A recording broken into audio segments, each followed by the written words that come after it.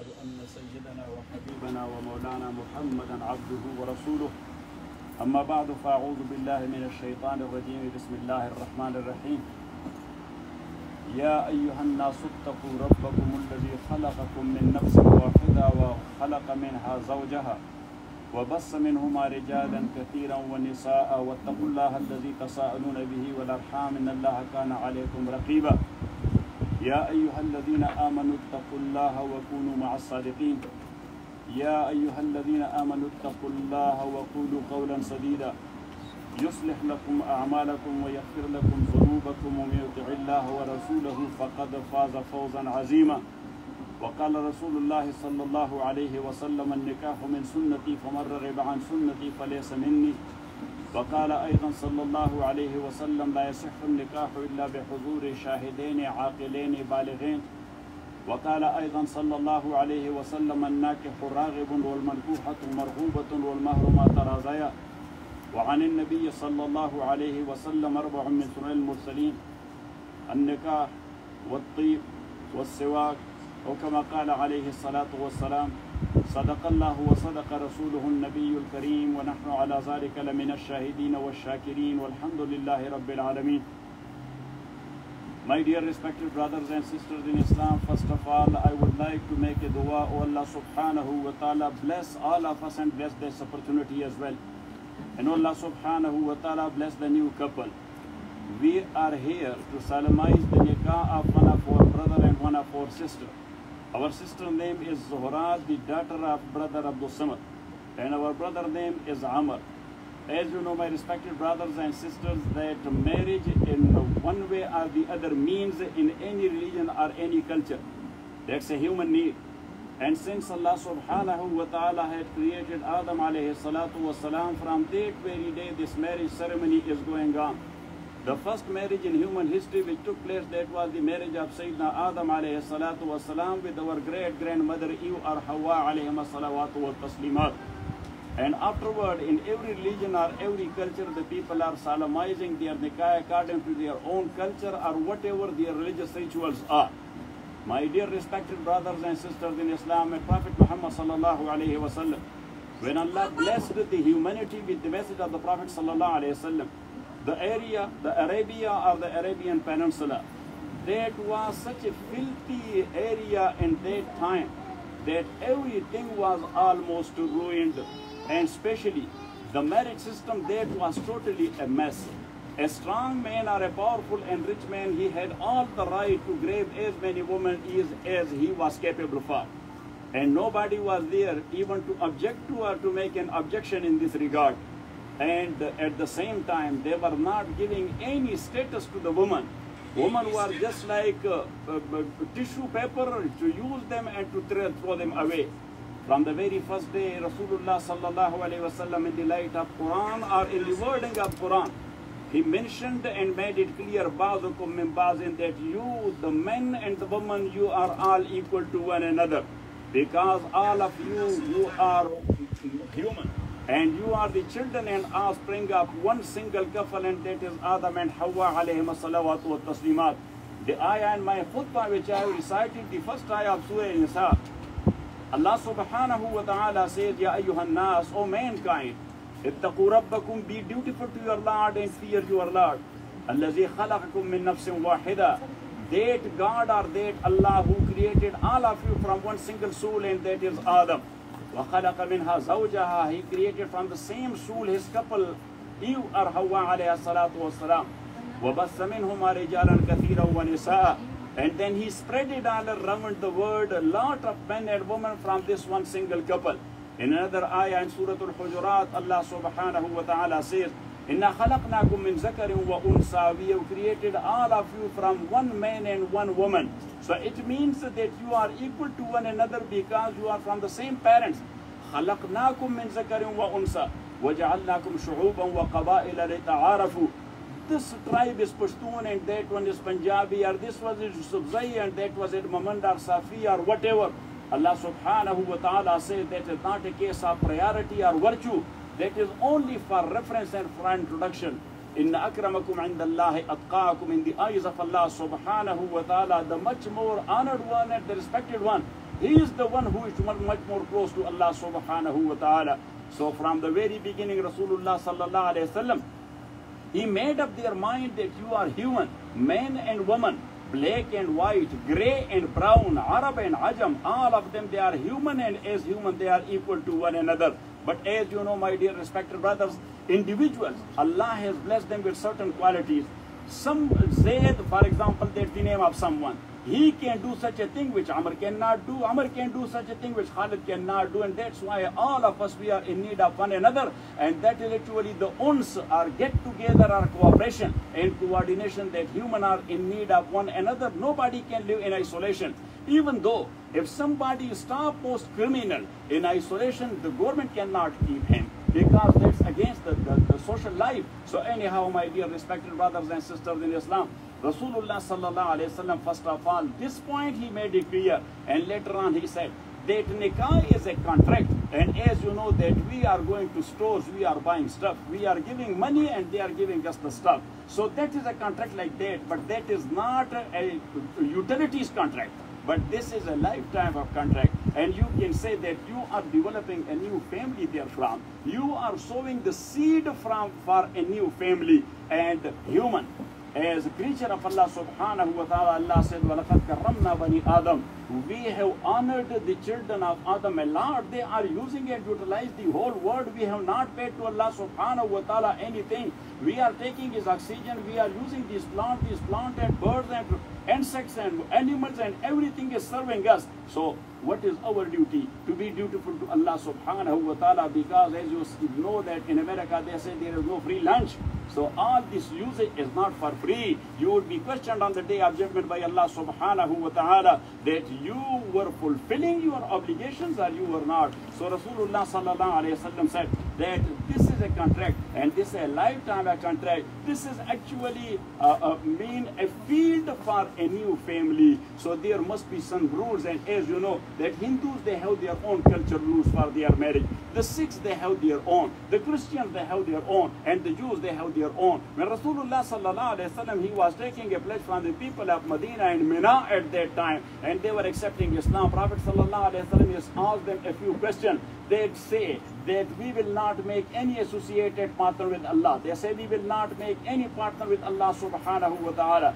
Then Rasulullah sallallahu alayhi wa sallam told them that say that we will not kill any human for no reason. So they say we will not kill any human for no reason. Then Rasulullah sallallahu alayhi wa sallam asked them to say that we will never commit any illegal sexual intercourse. So they say we will never do that. And Rasulullah sallallahu alayhi wa sallam says that say that we will not steal the property of one another. So they said that we hereby solemnize that we will not steal the property of one another. And the last thing, Prophet sallallahu alaihi wasallam asked them, they say that we will include you, O the Messenger of Allah, in our shadi, in our marriages, in our happy occasion, and in our sad occasion as well. So it means that our happy occasion will be according to your sunnah, and our sad occasion like the death or the janazah or whatever, that will be according to your sunnah, the instructions you have given us. So Rasulullah sallallahu alaihi wasallam in this regard, he said a few things, and this khutbah, this is a part of nikah, and khutbah is sunnah. Rasulullah sallallahu alaihi wasallam, he used to talk about nikah before solemnizing the contract.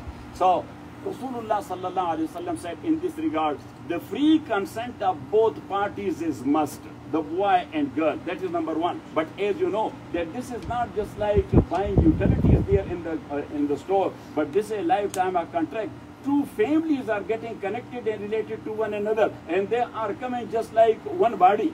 So now, in this regard, Rasulullah sallallahu alaihi wasallam said that the parents must be consulted in this regard. So with their approval, that must be done or must be solemnized, because this is not only a contract between two guys, the boy and girl. This is a contract between two families as well. So Rasulullah sallallahu alaihi wasallam, and as I did mention there in Season University, they asked me that you people are doing arranged marriages and we are doing love marriages. Which one is successful? So I say that success, you have to look into the divorce rates. That arranged marriages, the divorce rate is less than 10%, but the love marriages, the divorce rate is up to 90%. So I say, why? Because the boy and girl, they are young, they do not know their future, they do not know anything about that. So that's why those who observe 70 years being the parent, they know how to decide. So anyhow, I'm teaching you whatever Rasulullah sallallahu alaihi wasallam said.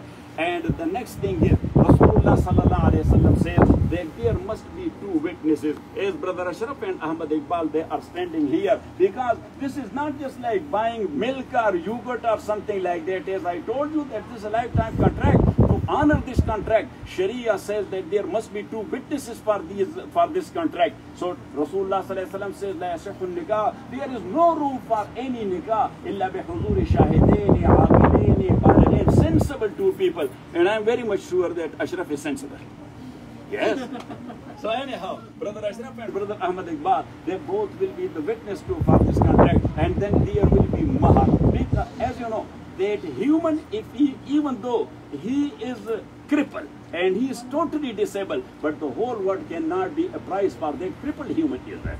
Because human is a respected creature of Allah subhanahu wa ta'ala. Human is not a sellable commodity. So what is this mahar? Allah says in Holy Quran, وَآتُ النِّسَاءَ صَدُقَاتِهِنَّ نِحْلًا, and give women their bridal money or mahar as a mark of respect. This is symbolic.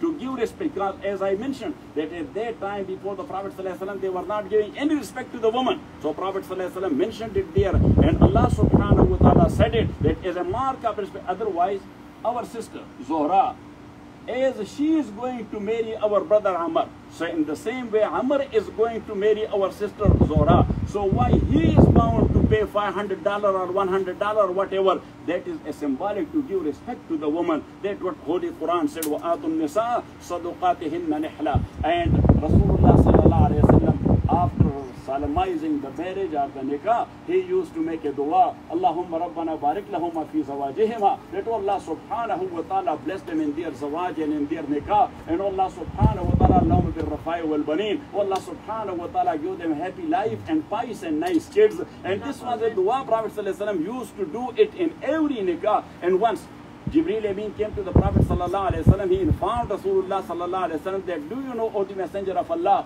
who will be in your nikah? Your own wife will be there. But who else will be there in your nikah? Prophet sallallahu alaihi wasallam said, I don't know. Jibreel told him that Allah subhanahu wa ta'ala sent me, that the mother of Jesus alayhi salatu wasalam, Sayyidah Maryam, the pious lady in human history, she will be in your nikah. That is number one. The wife of Pharaoh, Asiya, whose story is mentioned there in Holy Quran, he was a pious mu'mina. So Asiya, the wife of Pharaoh, she will be in your nikah. And the sister of Musa alayhi salatu wasalam, she will be in your nikah. So Rasulullah sallallahu alaihi wasallam told our mother, Sayyidah Khadija radiallahu ta'ala, his only wife at that time, because at that time Prophet sallallahu alaihi wasallam never married another one. So Sayyidah Khadija, Rasulullah sallallahu alaihi wasallam told her that, Khadija, do you know that what Allah informed me with?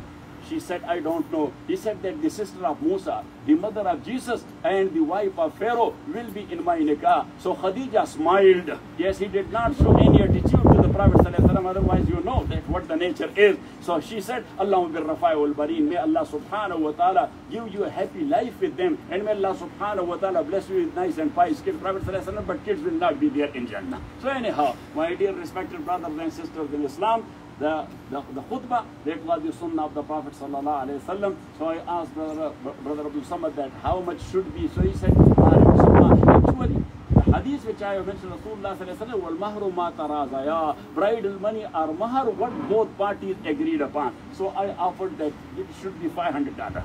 So I said, of course. Otherwise, as you know, we are in America. This is not Afghanistan.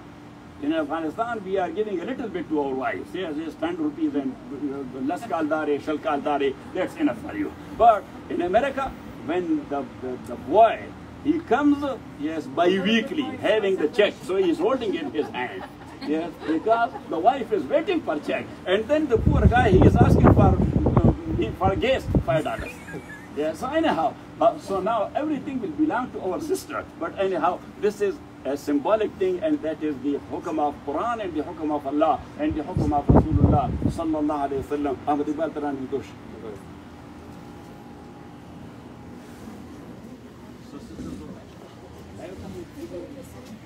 So by way of Islamic nikah, $500 with the free consent to our brother Ahmad, you should say yes, I do. Brother Ahmad, have you accepted our sister Zohra, the daughter of Brother Abdul Samad, with the bridal money of $500 by way of Islamic nikah in the presence of these two Muslim witnesses, Brother Ashraf and Brother say yes, I do. Once again, Sister Zora, have you given yourself by way of Islamic nikah with the bridal money of $500 in the presence of these two Muslim witnesses, Brother Ahmad Iqbal and Brother Ashraf, to our Brother Amr? Yes, I do. Brother Amr, have you accepted our sister Zohra, the daughter of Brother Abdul Samad, by way of Islamic nikah with the bridal money of $500 in the presence of these two Muslim witnesses, Brother Ahmad Iqbal and Brother Ashraf? Yes, I do. Al-Fatih. Alhamdulillah Rabbil Alameen, wa salatu wa salamu ala ashrafil anbiya wal mursalin wa alihi wa ashabihi ajma'in. Allahumma salli wa sallim ala sayyidina Mawlana Muhammad wa ala ali sayyidina Mawlana Muhammad. كما صليت على ابراهيم وعلى ال ابراهيم انك حميد مجيد. اللهم بارك على محمد وعلى ال محمد كما باركت على ابراهيم وعلى ال ابراهيم انك حميد مجيد. اللهم بالرفاع والبنين، اللهم بالرفاع والبنين، اللهم بالرفاع والبنين، اللهم ربنا بارك لهما في زواجهما، ربنا بارك لهما في زواجهما، ربنا بارك لهما في زواجهما. Allah subhanahu wa ta'ala bless the new couple.